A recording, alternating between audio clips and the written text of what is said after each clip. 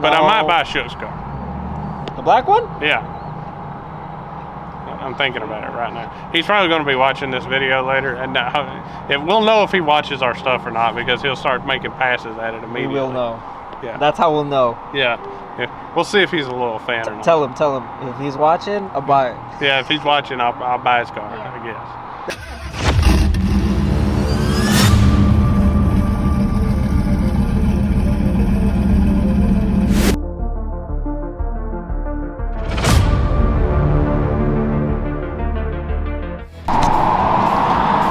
Hey guys, let me show you what I bought. I bought this stick. It's to beat on cars that don't work right. We're back. Yeah. Right, so they didn't check out the last video. It was on the Copo. Right? Yep. Some nice updates. Yep. What did you buy, Lucas? What's this for? I might have bought something that doesn't match anything else in the shop, so. But it is kind of cool, and it's pretty fast. It's tried to kill me already, so I mean. It's in their nature? Do what now? It's in their nature? Oh yeah, it's just in their nature. They like to turn. You know, it was looking for a crowd. Let's go. All right, so Lucas, let's introduce the new car to the channel. What do we get? Yeah, it's a 2020 GT Mustang. Some people might have seen it race before, and if you've been to Ennis, Texas at all, for sure, they've probably seen it. So we're gonna. It's very nice. I like it. And we're the first one to get one of these stickers right here, apparently. Okay. So Hammer Time Motorsports, thank you for selling me your car, and I'll take good care of it if I don't wreck it. So we're gonna LS swap it. Yeah. Chris wants to Hemi swap it, but he can just see himself telling him that he's Hemi swapping it. But we're not gonna change the motor design out of it. Come on, man. It's a Coyote. That's what it is. That was the whole point, is to get a Coyote, because apparently we can't compete with them anymore. That's the word on the street. Yeah, all the Chevy guys are gonna murder me right now, but it is what it is. What's a brief rundown on the car? What does it have? It's twin turbo. It's got cricky seats. It's about as light as you can get. It's got a power glide. I think it's still a stock Gen 3 Coyote in here. And the stupid thing about it is it's as fast as my Charger was, with nitrous and a supercharger. You know, but the Charger also weighs like 1,000 more pounds in this thing, and it also brakes more often. So that's the only reason they hadn't done it, I guess, is it hasn't broke yet. And there may be a build coming on this. Probably is going to be a build coming on it if it doesn't kill me before then.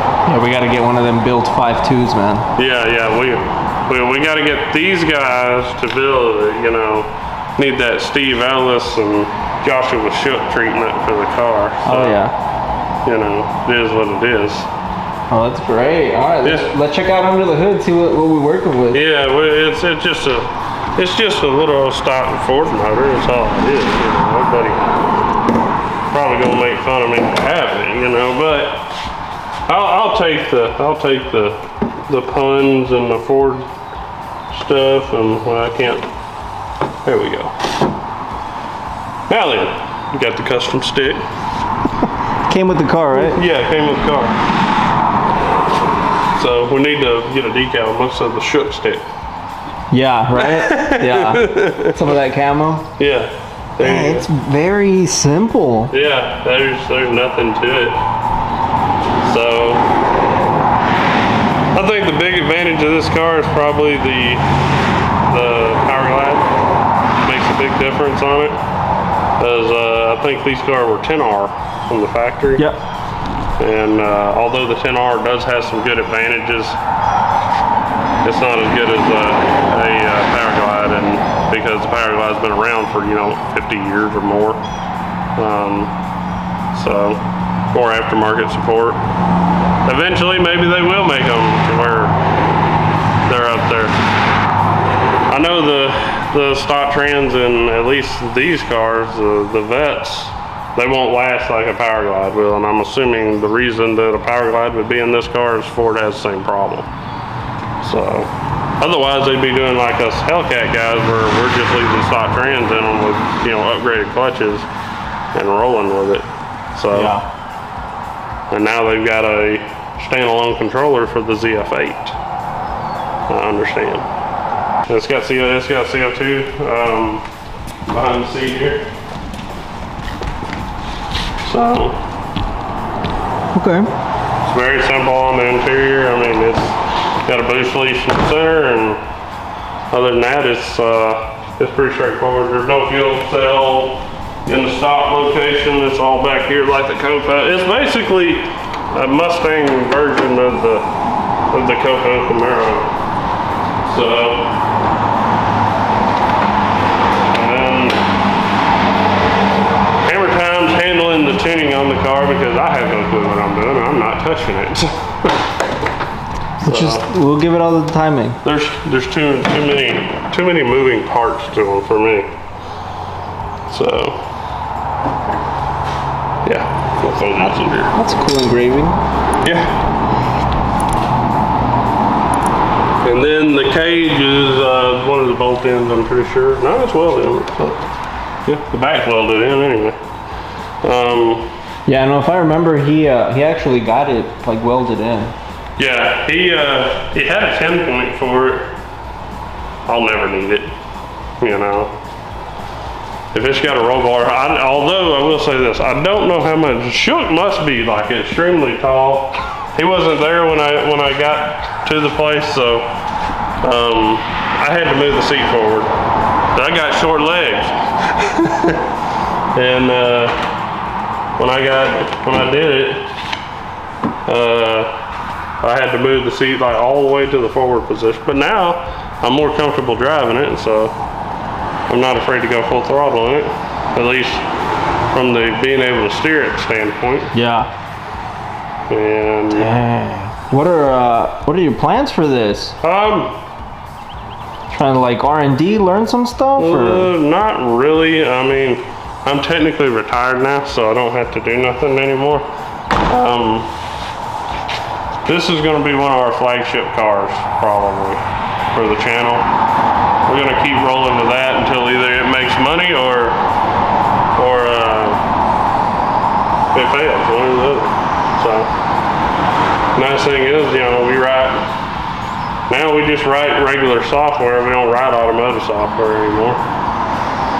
So. Clean. We were talking earlier here about the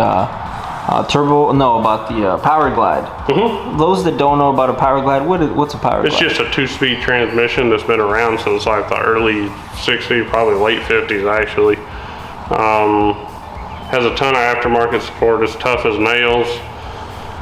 Has some disadvantages too. No overdrive, for example.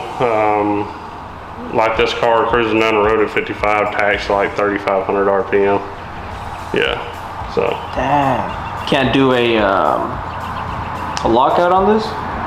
You could do a lockup on it, but you know, you'd have 20 grand in the transmission. If I was gonna do that, Shook's probably gonna stab me, but I'd probably go turbo 400 because I'm not a big fan of the glides.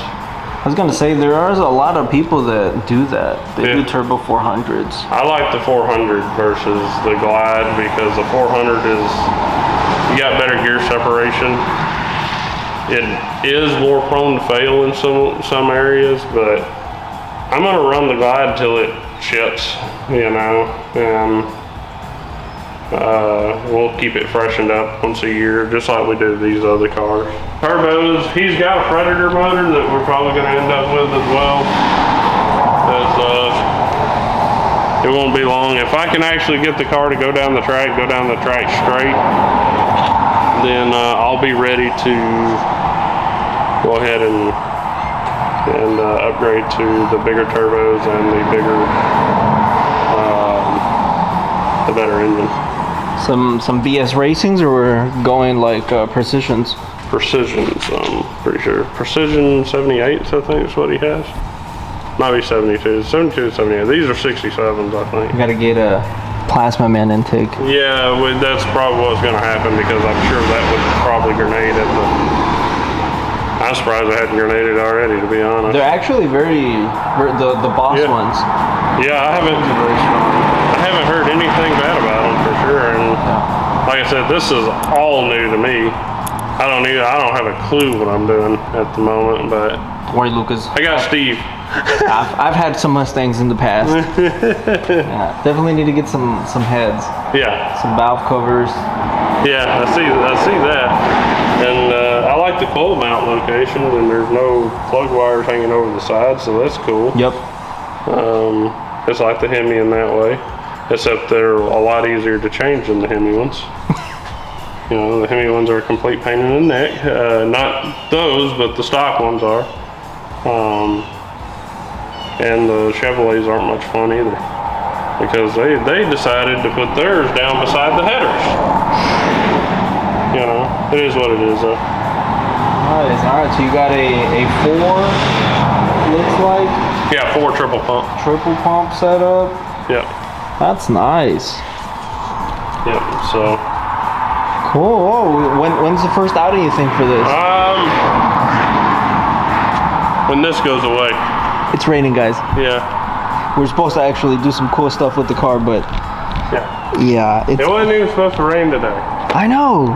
Right off the rip, you're wanting to take a look at, or it was just ready to go. It needs air filters. I don't like not having air filters because, you know, we're in the country out here. For here? Yeah. And dust gets pretty bad out here during summer. So we'll probably hang some air filters on there some way. And other than that, there's not a whole lot to it. Just learn to drive the car. Thanks guys for checking out our new S550. There'll be more content coming up on this. We're trying to